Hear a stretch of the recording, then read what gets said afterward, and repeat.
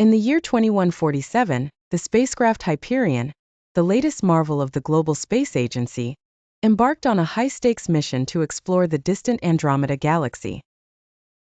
On board were 5 skilled astronauts: Captain Jack Miller, tech specialist Sarah Carter, geologist Dr. Daniel King, psychologist Dr. Marcus Brown, and space engineer Emily White. The journey initially seemed smooth. They navigated through several star systems without any significant issues, collecting and analyzing rare samples along the way. But one eerie night, the Hyperion systems picked up a mysterious signal from deep space. It wasn't just random cosmic noise, it was a rhythmic pulse, eerily similar to a human heartbeat. "This can't be real," Captain Jack muttered, staring at the screen displaying the signal. Could there actually be something alive out here? Driven by a mix of curiosity and dread, the team decided to follow the signal. Hyperion altered its course, unknowingly steering toward a nightmare that would haunt them forever. 2 days into their pursuit at light speed, a colossal structure appeared in the void, a derelict spacecraft, floating aimlessly in the cold expanse. Dust and debris coated its surface, a relic of a forgotten time. This ship was massive, dwarfing Hyperion in size, and it looked like it was crafted with technology far beyond anything they'd ever seen. "My God, what is this ship?" Sarah whispered, eyes glued to the eerie images relayed by Hyperion's cameras. "It doesn't resemble anything we've ever encountered." Emily ran an analysis on the ship's exterior, discovering that the materials it was made from were unlike anything found on Earth, or any other explored planet. This vessel was a mystery in every sense, an enigma from another realm. Captain Jack assembled a team to board the ghostly ship and uncover its secrets. Clad in their spacesuits and armed with advanced gear, they crossed the narrow passage from Hyperion to the abandoned behemoth, completely unaware of the horrors that awaited them. As they stepped into the derelict ship, they were enveloped by an overwhelming darkness and an eerie silence. The only light came from the beams of their helmet-mounted lamps, illuminating endless corridors filled with ancient, dormant machinery that seemed to have stopped in time, yet bore no signs of decay. "Everything here is ancient, but there's no rust or corrosion. It's like time has frozen in place," Dr. Daniel remarked, examining one of the strange devices. Cautiously, they ventured deeper into the ship's bowels, eventually stumbling upon a vast chamber lined with glass capsules. As they approached, an unearthly energy filled the air, making the very walls hum with a sinister life force. The ghosts moved slowly, menacingly toward the team, savoring the rising fear that permeated the air. As they drew closer, each member of the crew felt an eerie change creeping into their bodies and minds. Jessica felt a deadly chill coursing through her veins, as if her blood had frozen. Meanwhile, Allison began hearing ominous, unintelligible whispers echoing madly inside her head, as if someone was trying to invade her thoughts. Robert's vision blurred, and he began seeing distorted, terrifying images, like old memories coming to life, but they weren't his memories. "We need to get out of here now," Commander John shouted in a panic, desperately trying to pull Jessica back as she seemed to fade before his eyes, slipping into unconsciousness and merging with the darkness around them. But the door they had entered through slammed shut with a deafening clang, trapping them in the dim chamber with the advancing specters.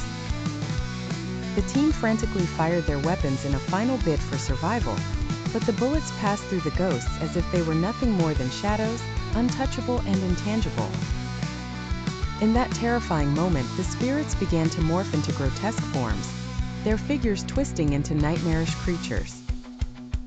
Their sinister laughter echoed throughout the ship, filling the space with an overwhelming dread. "We have returned for revenge," were the last words Dr. Mike heard, the terrifying proclamation searing into his mind as he collapsed to the floor unconscious. The rest of the team was left to face an uncertain fate aboard the ghostly vessel of doom.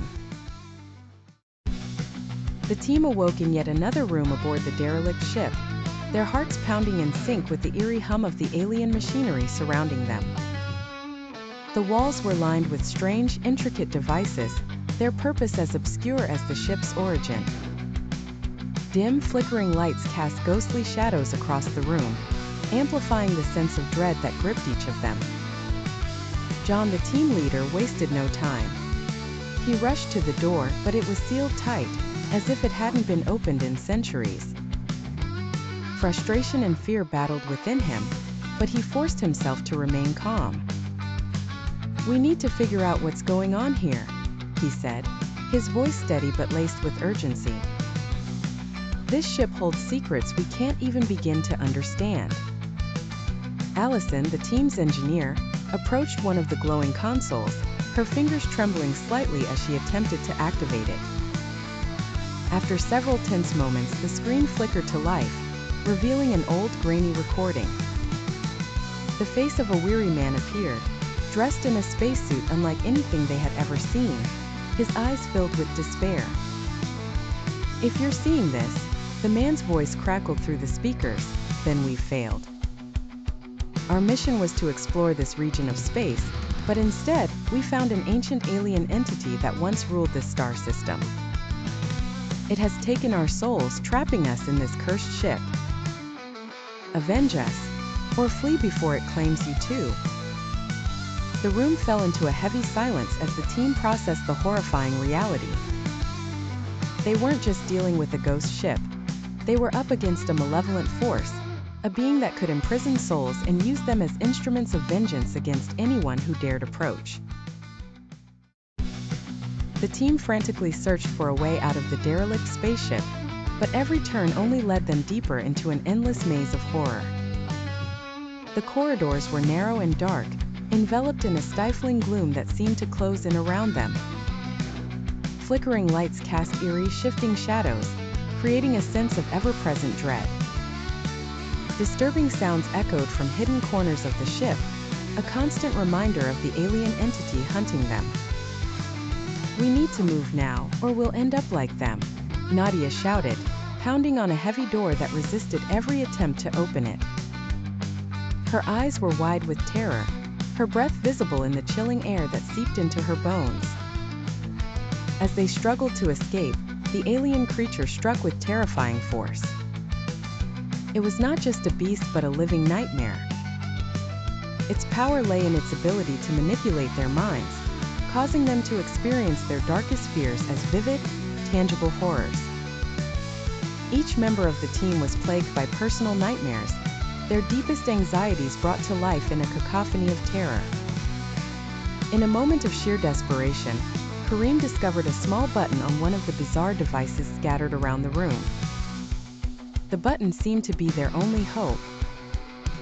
He approached the device with trepidation, the single thought in his mind: could this button be their salvation?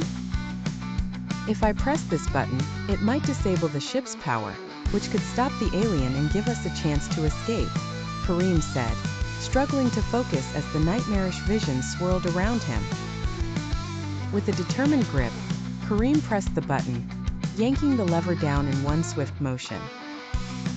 A cacophony of enraged noises erupted around them as the ship began to tremble violently. As the team scrambled to finish the setup, the darkness of space pressed in around them, an infinite void dotted with distant, cold stars. The vastness of the cosmos seemed to mock their desperation, an indifferent witness to their terror. The derelict ship, once a silent tomb, now roared with life, or rather with death, as the malevolent energy within it reached a fever pitch. Around them, ghostly apparitions twisted and writhed, their forms flickering like static in the dim, erratic light. The air was thick with the scent of ozone and decay, and the ship groaned as if the very metal was screaming in agony. Every shadow seemed alive, reaching out with icy fingers that promised an eternity of torment. "Get to the ship, now!" Captain Jack's voice was barely audible over the cacophony of terror, the sound of metal twisting and the screams of the dead mixing into a nightmarish symphony. Emily and Sam were already sprinting toward the airlock, their faces pale with fear, while David desperately tried to hold back the spectral horde with what little firepower they had left. The Ghost Queen's wail pierced the chaos, a sound so filled with anguish and rage that it rattled the very bones of the living. Her presence grew, expanding until she filled the corridor with her malevolent energy. Her eyes, glowing like sickly green embers, locked onto them with a gaze that promised endless suffering. The team managed to board Hope, their ship, as the derelict vessel began to tear itself apart from the inside. The ship's systems flickered to life, but the controls were sluggish, as if the darkness itself was trying to keep them trapped. Jack punched the throttle, and the engines roared, straining against the unseen forces that clawed at them. The ship lurched forward, breaking free just as the derelict ship exploded in a cataclysmic burst of light and darkness. The detonation sent shockwaves rippling through the void, and for a moment, it seemed as if the very fabric of space was tearing apart.